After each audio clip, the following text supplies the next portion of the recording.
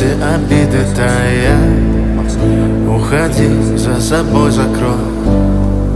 Сколько бы я не просил, но ты же знала, что меня теряла. Я босиком по стеклам бегал так упрямо. И если бы не твой милый голосок, я бы упал, сделав последний вздох.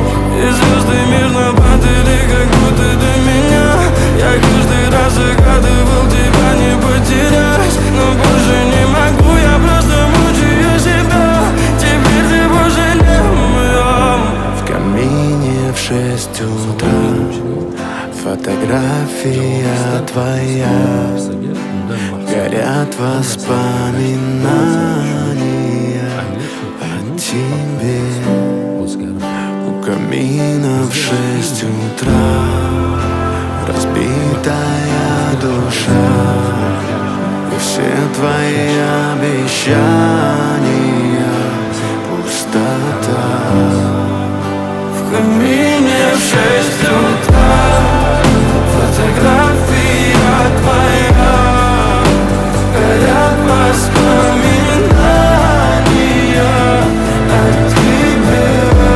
Bilmadim dunyoni boshqa bir davlatiga, boshqa bir joyga bu har doim insonni biroz tahlika bordek, xavotirga qo'yayotgandek tuyuladi. O'zgarishlar ham xuddi shunday. O'zgarishni istarkanmiz, biz har doim biz uchun bir yangi narsalar bilan qarshilashishimizni bilamiz.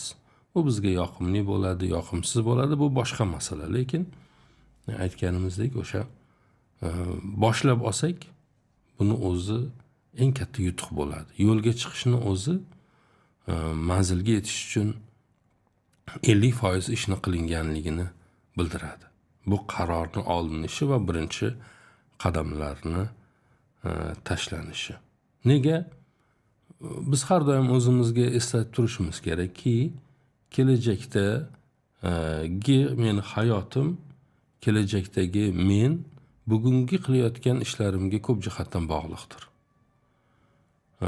Agar bunga diqqat qilmasam, kelajakdagi men yana bugungi men bo'laman va yoki men hozirgi holatimdan ham ancha yomon men bo'laman. Nega? Chunki har narsa bir harakatdadir.